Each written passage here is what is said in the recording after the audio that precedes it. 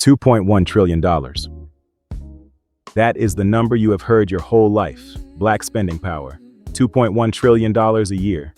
And every time it gets quoted, it comes with the same lesson attached. If we would just spend it right, we would own everything. Karen Hunter and Jamila Hill sat down and had this conversation, a real one, and on almost every point, they were right. But that number does not mean what you have been told it means. And the people who actually calculate it will tell you that themselves, in writing, in a definition nobody reads. Let me decode this for you.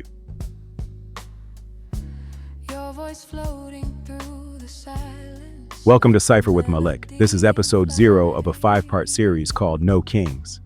Here is what set it off. On the Karen Hunter show, Karen Hunter and Jamila Hill got into black media, black spending, and why we keep saying start our own and then do not support the ones that already exist. I am not here to correct my elders. These are two respected voices making a good faith argument, and on the biggest points they are right. I am here to add the receipts they did not have time to get to. Because there are 3 things in that conversation. 1, I can confirm. 1, I have to correct. And 1 that turns into a whole series.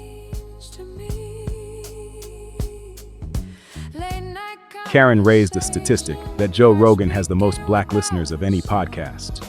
That is true. Here is the source. Edison Research runs a study called Podcast Metrics. It is not download data, it is survey recall. They ask people what they actually listened to in the past week. For the 4th quarter of 2023, they surveyed more than 5,000 weekly podcast listeners, 13 and up, between October 9th and December 23rd. The Joe Rogan Experience ranked number 1 among black listeners. Now stay with the rest of that list because this is where it gets interesting. The Breakfast Club, number 2. Drink Champs, number 4. $1 Million Worth of Game, 5. The Joe Budden Podcast, 6. The Steve Harvey Morning Show, 7. Shaq's TSN Gigs, 9. 6 of the top 10 shows black people listen to are hosted by black people. So, the picture is not that black audiences walked away from black media.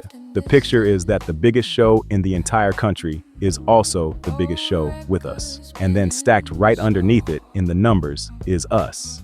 One honesty note before we move. That ranking is from the 4th quarter of 2023. That is the last version of that specific list Edison released publicly. The current numbers, and the breakdowns by gender, sit behind a paid dashboard. So on Karen's point about black women being absent from those lists, I cannot confirm it from public data, and I am not going to act like I can.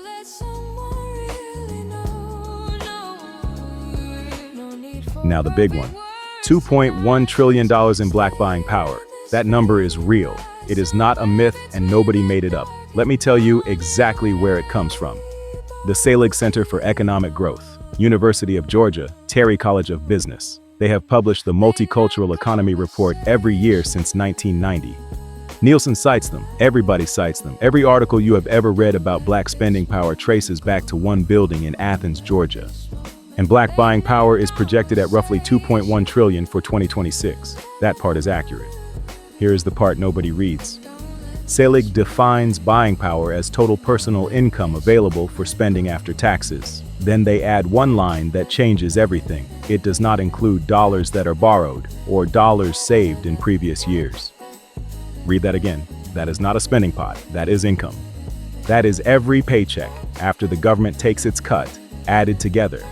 That is your rent, your mortgage, your light bill, your car note, your health insurance premium, your student loan, your daycare, your groceries.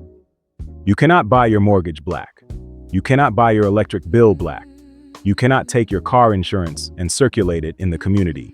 So, when somebody tells you Black America is sitting on $2.1 trillion and refuses to keep it in-house, understand what is happening. They are describing a pile of money that was never a pile. Most of it was already spoken for before anybody got to choose anything. 2 more things about that number. It is a projection. Selig forecasts forward that $2.1 trillion for 2026 has not happened yet. Nobody measured it. It is a model. And this is the one that should make you sit up. Black buying power keeps landing right around 9% of the national total. In 2018, it was 1.3 trillion out of 14.8 trillion nationally. That is 8.8%. More recent Selig figures put it near 9. Black people are roughly 14% of this country. So our share of the nation's after-tax income runs about 5 points below our share of the population, year after year. Now turn the whole conversation over.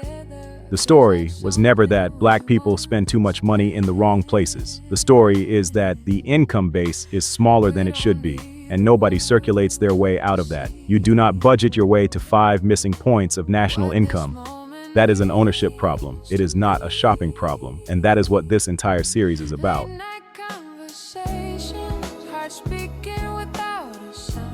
Now the turn. This is the part that made me want to build 5 episodes. When the conversation got to proof that it can be done, 2 names came up. Tyler Perry, Byron Allen, and those are the right names. 2 men who built empires from nothing, serving audiences Hollywood looked straight past. Tyler Perry owns his studio outright. Byron Allen owns his networks. Nobody handed either of them anything, and I am not taking 1 inch of that from them. But look at what those 2 examples have in common structurally. One man who owns everything. Extraordinary builders, also single points of failure.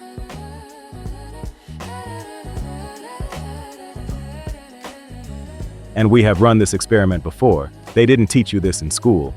In 1975, there was an $80 million black-owned economy in this country. Hundreds of businesses, over 11,000 employees, farms, a bank, trucking, a national fish distribution network, bringing in around $30 million a year. That was the Nation of Islam's economic program under Elijah Muhammad. He died in February of 1975, and he died without a will. 19 of his children ended up in court over 1 bank account, holding $5.7 million. His son began dissolving the businesses. The whole thing came apart. $80 million, 11,000 jobs, gone. Not because the money was not real, because one man held all of it, and one man is mortal, and there was no structure underneath him to catch it when he fell. Now here's where I want to be careful and fair, because I think Jamila made the strongest argument in that entire conversation, and I do not think she got full credit for it. Her case against a black sports network was not about loyalty. It was not about us failing to support our own. Her argument was that live rights are what pull an audience, that ESPN is paying somewhere around $8 billion a year for them. And she is in the right ballpark. Disney reported $8.8 billion in sports programming commitments in a single year and is committing roughly $45 billion over 5 years. Her argument was that a network of debate shows would not survive. That audience habit takes years to break, that it needs deep pockets willing to lose money for a long time. Every one of those is a structural argument: capital, rights, institutions, time. She was not saying we cannot do it. She was describing exactly what it takes to build something that outlives the person who built it. Jamila was already standing on the thesis of this series. The frame of that conversation just did not give her room to say it out loud. So here's what No Kings is about. Every black economy in American history that was built around a person died with that person. And the ones built as structures are still standing right now. We are going to walk through them. The ones that died and why. The ones that lived and how. And what the actual difference was in the paperwork, in the ownership, in who could sign what after the funeral. Karen is right that we have to support black media. Jamila is right that it takes capital and time and institutions. Put those together and you have the real answer, and neither one of them is wrong. Support alone does not do it. Genius alone does not do it. Structure is what survives. Next episode, we go back to 1975, the full story of an $80 million economy, what it built, who it fed, and the exact paperwork failure that unwound it. 2.1 trillion is not a lie because the number is fake. It is a lie because of what they let you believe it means. You were never taught the difference. Now you know it. Know your history. Cipher with Malik. Every word we say together feels like something we want.